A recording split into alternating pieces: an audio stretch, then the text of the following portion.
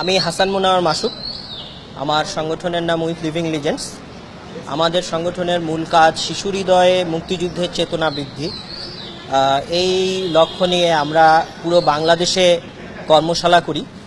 মুক্তিযুদ্ধের কর্মশালা 3 দিন ব্যাপী হয়।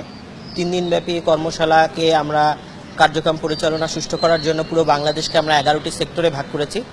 আমরা আমাদের কর্মশালার নাম দিয়েছি জয় বাংলা কর্মশালা।